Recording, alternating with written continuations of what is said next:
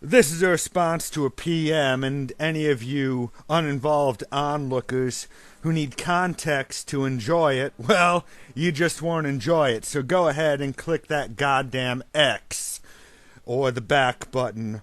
So as far as Africa's resources, well, if you want to talk about natural resources as everything existing in Africa, sure.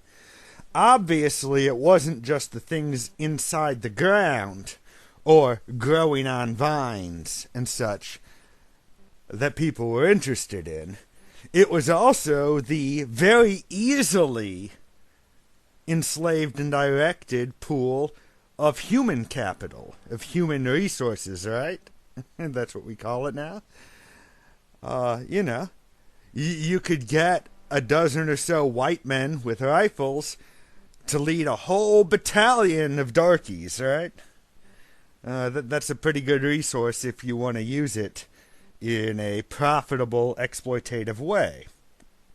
Well, I find this progression interesting. I guess progressions happen in lots of ways. Coming from Ayn Rand to Peter Schiff, and somehow finding this guy Arini, and then from there finding the clique I belong to is I don't know. It strikes me as odd, but then again, with my history, I guess I can't talk about what is odd. But here's the meat of it. All right. The relationship between welfare statism, libertarianism, white sovereignty, white separation, white autonomy, white nationalism, if you want. Well, we see what it's all about, right? We see that every time whites try to separate within this system, you can call it the New World Order, you can call it Empire America, you can call it Anglo domination. Some people think it's Zog, right? We know the material reality, even if people have different ideas about the root causes of it. And if whites want to separate, it's evil, it's wrong, and whites are targeted. You know, black separatists or black militants being targeted kind of went out in the 70s, right? You know, and there were some nasty things that went on in the 60s and 70s, of course, against blacks. You know, the murder of Fred Hampton comes to mind, right? But during my lifetime, none of that has really happened except to whites. Whether they be explicit whites, like Randy Weaver, or they be, well, to use Kevin MacDonald's terminology, implicit whites like the Branch Davidians. And, of course, explicit whites like Matt Hale, like Edgar Steele, and we can go on and on and on.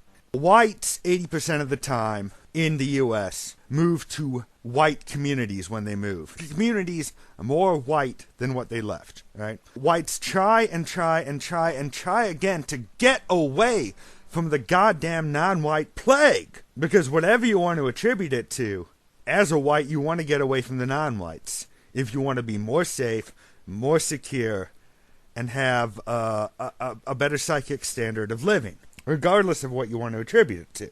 Whites are very clearly the very attractive lesbian who's just trying to hang out in a bar, a normal bar.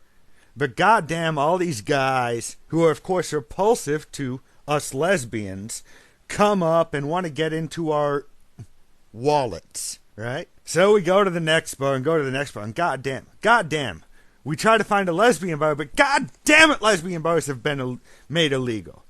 Now, there are plenty of male gay bars. They're perfectly fine, you know. Gay men can go to bars, man.